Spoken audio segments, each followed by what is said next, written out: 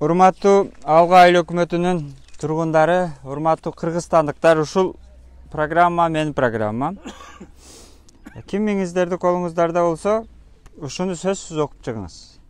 Эми эгер өзүбүздүн бала өзүбүзгө жакын, мен тааныйм, туугандын тууганы эле, досумдун досу эле деп шайласаңыз, ушул жерде айтылган көйгөйлөрдүн бирөөсү ham чечилбейт.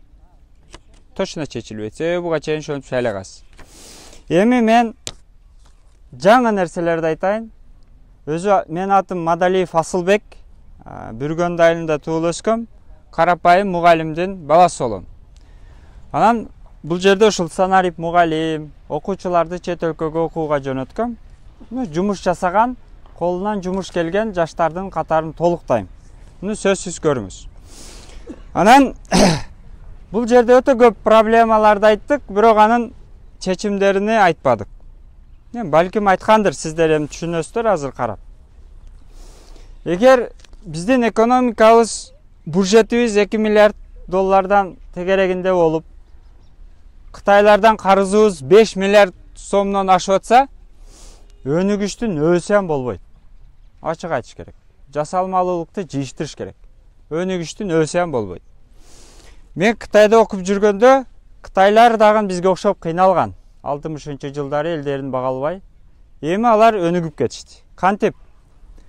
Ар бир үй бүлөдөн бирден ишкер чыгарышты алар. Ар бир үй бүлөдөн бирден ишкер чыгарганга мүмкүнчүлүк түзүштү. Арзан кредит берди, документацияны азайтты. Анан ар бир үй бүлөдөн бирден ишкер чыкты. Бир ишкер самын чыгарат, бир ишкер калпак чыгарат, бирөө ботинка чыгарат. Ошентип мамлекетти экономикалык өсүшкө жетти. Эгер биз ар бирибиз бирден ишкер чыгарбасак, биз айтып аткан жол ham чечилбейт, суу ham чечилбейт, ойлобоңуздар, эчтеке чечилбейт. Менмин деген көкүрөгүн уруп келген патриоттор акчасы жок болсо эчтеке кыла албайт. Туурабы? Акча жок болсо жолго бир казгам кага албайсыз. Анан жөн эле айтып атабыз, өнүгүү. Пул болуш керек, акча болуш керек. Мен экономистмин, акча болуш керек. Анан өнүгүү болот.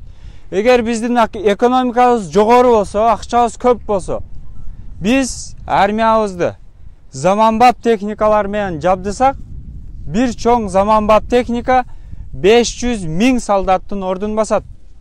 Анан бизден кошуналар коркот, анан чечилет. Сиз айтып аткан мына каналдар акча болбосочу, проектинин аты ham жазылбайт. Проект. Копиядан ham чыгара албайсыз, ал проект жок. Эми кантебиз? Эми болгончо болду, коррупция тоноду. Мамлекет кризиске отурду, эми кантебиз? Эми биз билим берүү, жаңы технологиялар менен ар бирибиз мамлекетибизге салым кошуп, ар бирибиз бирден ишкер чыгарышыбыз керек. Биринчи менин программамда сөзсүз ачып окуңуз. Биринчи менин программамда ушул электрондук өкмөт деген бар.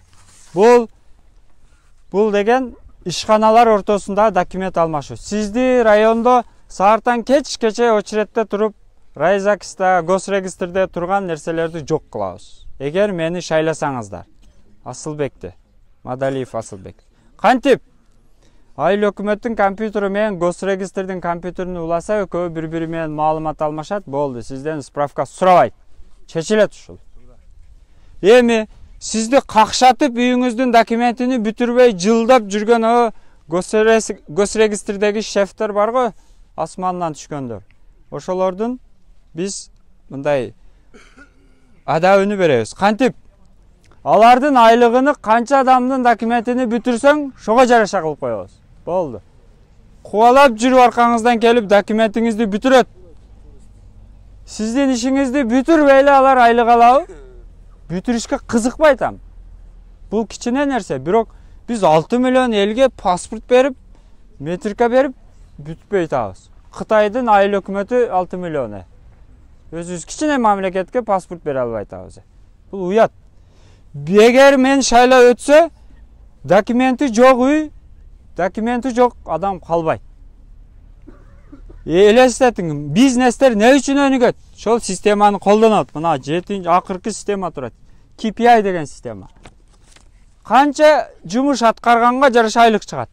Канча адамдын үйүнүн кызыл документин бүтүрсөң, ошончо көп айлык аласың. Мен мына бухгалтермин. Болбосо акылатты өзүн аласың 6000 сом. Ошондо жүгүрүп келип сизди документиңиз бүтүрөт. Электриктер бизнес ачам десем, жылдап аркасынан жүрөсүң да 3 очук койдуруш үчүн. Ош электрого бар, буга бар, бизнес кылайынбы же мен 3 очук коёюнбу? Ошону кантип чечебиз? Аны дагы электриктер 3 очук койбой сизди кыйнаса, аны дагы айлыгыга жараша канча адамдын ишини бүтүрсөң, канча адамга 3 очук койсоң, ошончо көп айлык чыгат деп системага киргизебиз. Буга 1 сом керек эмес. Премияга жараша канча көп адамга кызмат кылсаң, ошончо көп айлык аласың дейбиз, болду. Мамлекеттик кызматкерлер чуркап жүрүп сизге кызмат кылат. Аны үчүн акча керек эмес. Ошондо биздин документация эртерээк бүтөбү, анан бизнес, экономика жүрөт. Анан каражат түшөт. Биз өзүбүздү документти өзүбүз тактай албасак, өзүбүздүн адамдарга өзүбүз паспорт бере албасак, өнүгүштүн өсөм болбойт. Эми экономиканы кантип көтөрөбүз, акча керек десеңиздер, мамлекеттик банктарда сиздер, мен банк экономистмин, 5% кредит берет. Сиздер билбейсиздер аны. 18 айга бизнести өнүктүрүү үчүн Дүйнөлүк банк, Азия банк, толтура банктар каражат берет. 18 айга 100 000 алсаңыз, 100 000 эле бересиз. Бизнести өнүктүрүү үчүн. Бирок 25 документ сурайт. Ошону жеңилдетебиз. Ар бириңиздер арзан кредиттерди алып ишкерлик кылсаңыздар, өнүгүү болот, акча болот, анан чечилет бизди көйгөйлөр. Пул жок болсо, өнүгүштүн өсөм болбойт. Унутуңуздар, өнүгүш болбойт.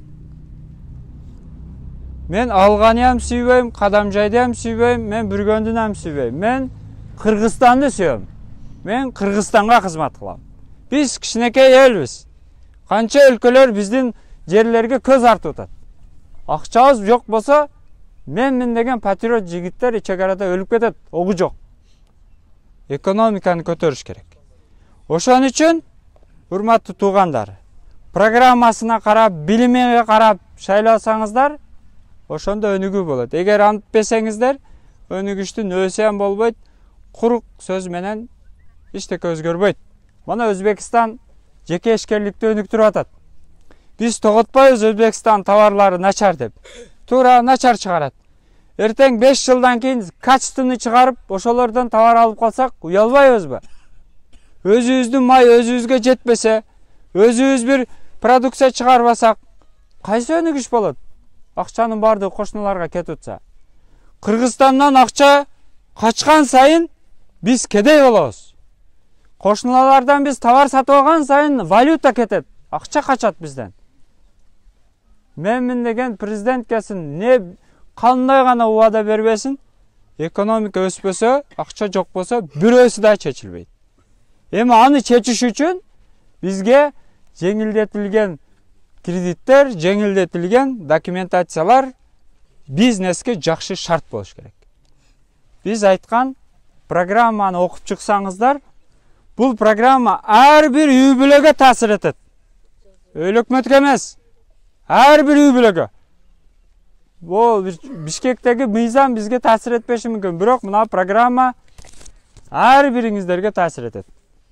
Ошон үчүн кошуналардан май ала бербей, кошуналардан да бир нерсе ала бербей, өзүбүз чарайлы. Турак жай боюнча мен айтайын, Кудайга шүгүр бизде жерлер бар экен, аны сөзсүз трансформациясын чечип элди жайгаштырыш керек. Не үчүн? Чек араны бир эле эл сактайт, башкасы эч ким сактабайт. Эгер муну тез чекпесе, мисалы, 10 жыл мурун ушул маселелер чечилгенде, сиздердин балдарыңыздар 10 жыл мурун жакшына үй салат эле. 2 жыл иштеп. Эми 5 жыл иштейт. Себеби курулуш материалдары 2 эсе 3 эсе кымбаттады. Үй куруш кыйын болот. Балдарга ичиңиздер ачышпайбы, Россияда 10 жылда үй салат кыйналып. Өмүрү кетип атат. Башка адамдар деңиздин сууну, башка өлкөлөр деңиздин сууну тазалап суу кылып ичип атат. Космоско учуп атат. Бизди балдар үй салам деп кышта -градус 45те Россияда кулдай иштеп атат.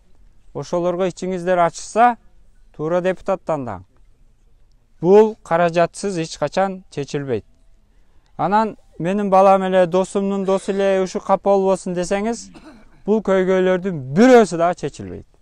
Ошон үчүн татыктууга талапкерлерге программасыны окуп добуш бериңиз.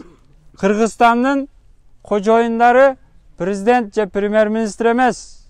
Кыргызстандын кожоюндары эл, сиздер. Алгандын кожоюндары сиздер, өкмөт эмес. Биз дагы эмес. Биз сиздердин бир кызматкериңиздербиз. Ошон үчүн мамлекеттик кызматкер дейт. Өлкөнүн чыныгы ээлери, кожоюндары бул эл. Кыргызстан элдики. Ошон үчүн депутат тандаганда 7 өлчөп 8'di чийиш керек.